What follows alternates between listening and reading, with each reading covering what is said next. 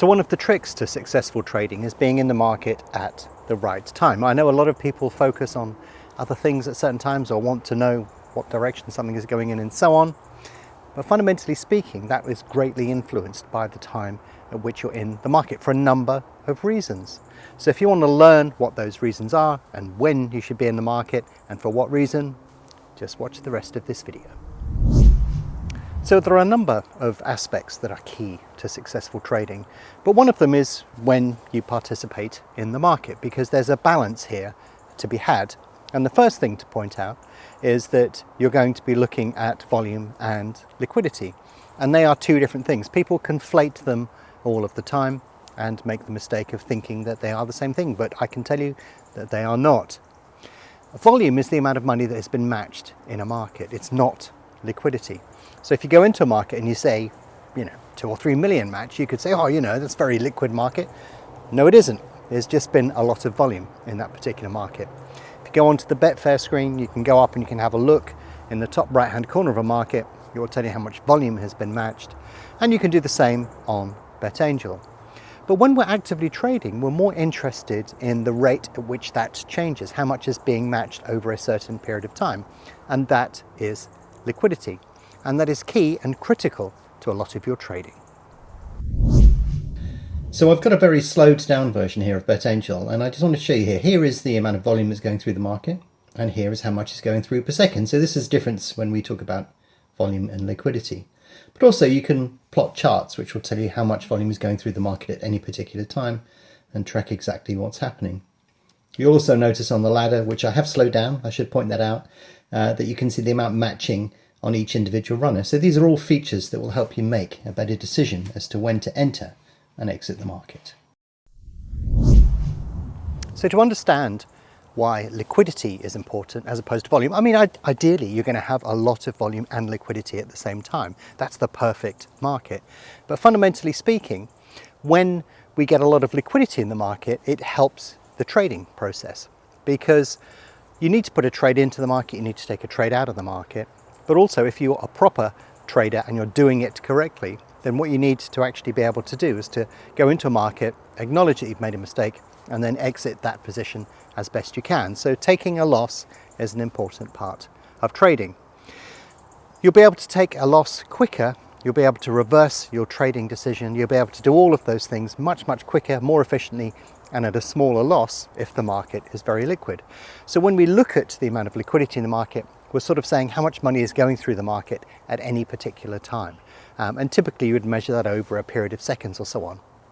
So when I'm looking at an active market, ideally I want a market that has lots of volume, but really what I need is a market that has lots of money getting matched at that particular moment in time.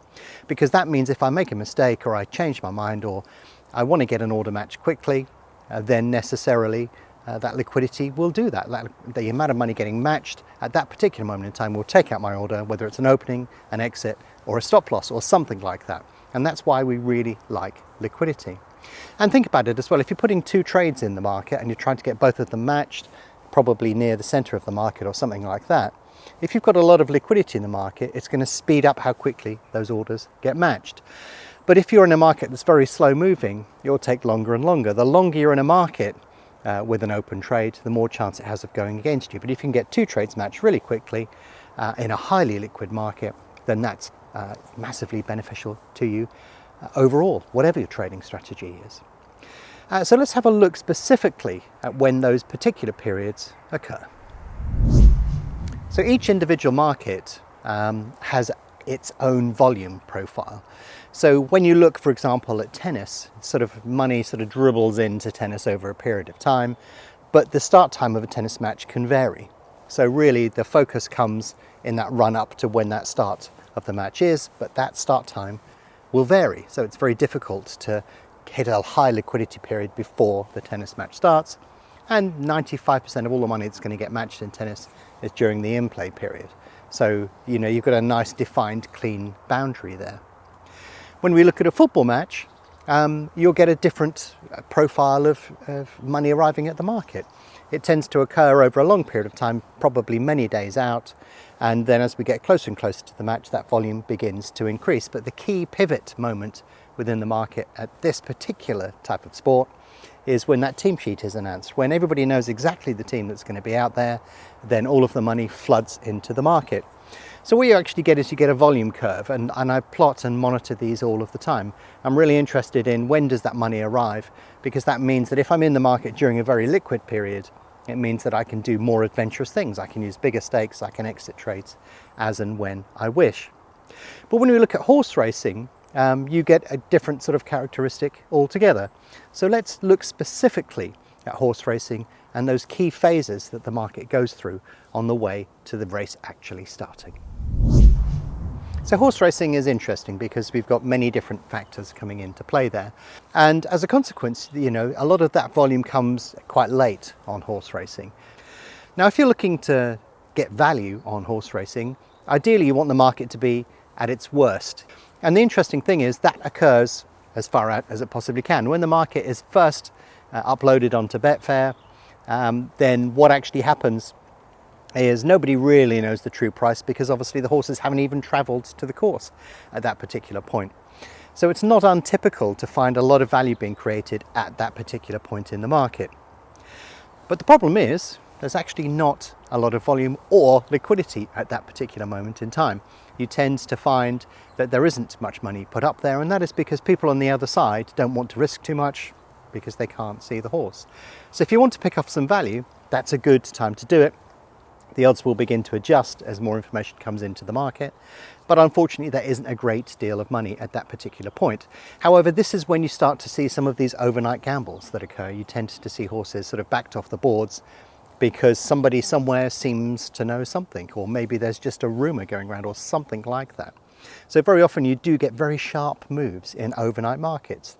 Typical horse racing markets will go up the day before the race itself, and then that period between then and overnight and the following morning is when you can see some sharp moves. However, they tend to be on quite low volume and liquidity. So as a consequence, I don't put too much weight on those at that particular moment in time.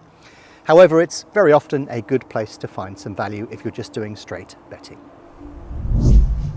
Now, when we get to the actual day of the race itself, you'll develop a number of other patterns that occur within the market. So if you're looking at a race like the Grand National, and I have commented on this before on the Grand National specific videos, the volume tends to arrive over a very long period of time. It's such a big event, so many people are betting on it, that it comes in over a very long period of time and builds as the day goes on. However, when that previous race at Aintree has actually finished, then the volume actually floods into the market as everybody turns their attention to that race. So you get a nice build of volume and liquidity over the course of the day, but it's especially high as we go into that last 1 hour.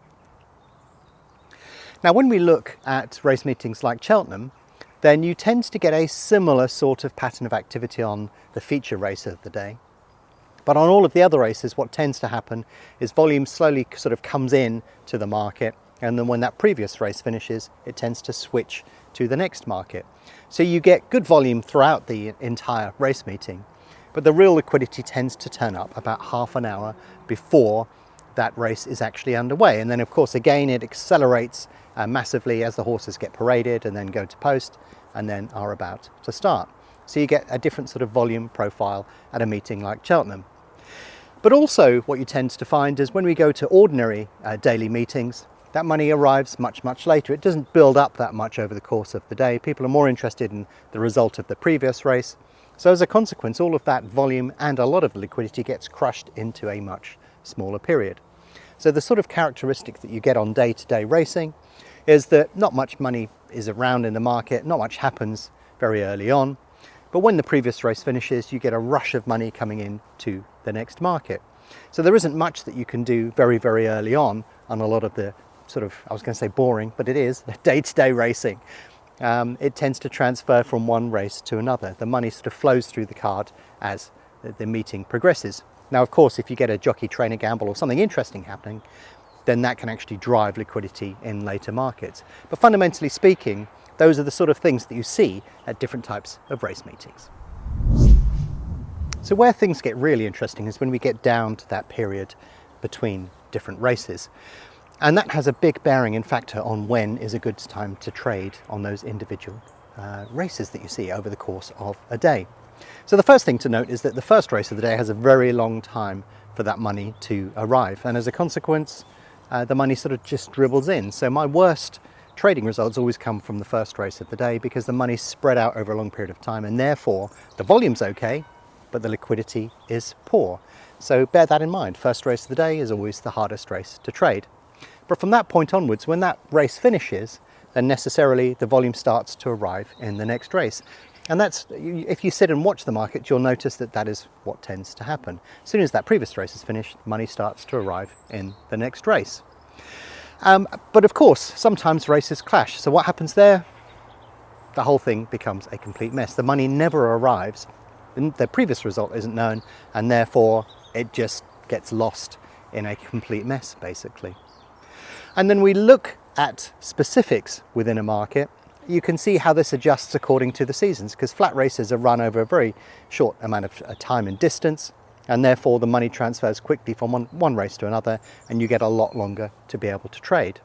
However, if we go into the jump season, the races are much, much longer, and therefore the chance of them clashing or finishing just as the next race is about to start is much more likely, and as a consequence you get a much smaller amount of time on the market. So that's one of the first characteristics that you need to be aware of. When you're active and in those markets, you'll also notice that there are certain characteristics. Even if you've got 15-20 minutes between races, you'll tend to notice that the money comes in relatively slowly. It starts to pick up about 10 minutes, then you get another pickup about sort of 4.5-5 minutes, and then the market goes completely mental at 2 minutes. So you have to pick and choose the time that you're going to be active within the market. Hopefully that previous race is finished, you start looking at the next market, and then the money will start to arrive. However, if you've opened a trade 6 to 7 minutes before the start of the race, then you need to make sure you exit before 2 minutes appears on the timer, because then the market will go pretty crazy then. However, if you haven't done a trade before that particular period and you're coming up to that 2 minute period, then that will probably present an opportunity for you. So if you're in the market before 2 minutes, you want to be out by 2 minutes. And if you're not in the market, then maybe you want to open a trade. But there are very defined periods where you should be active within the market. The average race tends to go off about 90 seconds after post time. And when you go past that particular period, the liquidity just completely dies out. So you need to make sure, if you do trade past post, that you're keeping an eye on what's going on course, so you don't go in play. But also ideally you want to be out of the market probably a minute or so just after post time, because at that point the liquidity dies out and you may not be able to exit your trade. But yeah, those are some very distinct periods that you see within racing. So when you get involved in a market is a key component of your trading strategy as well. Make sure you're in the market at a time that is appropriate for what you're attempting to do, but also make sure that you're not left in the market at a time when you don't really want to be actively involved, when the market's going to change characteristics suddenly. So on racing, for example, when that previous race finishes and money starts to arrive in the market, if you have an open position, that position is going to change. If you have an open position as we approach 2 minutes, that will change. So make sure that you pick and choose your targets and the timings that you're getting involved in with the market appropriately, because that will significantly improve your ability to trade them. And it's pretty much the same in every sport. It's worth getting an understanding of the volume profile in a market, and this is why you often see me post these up, because this is one of the key things that I'm looking at before I even open a trade, and it's one of the things that you should be focusing on as well.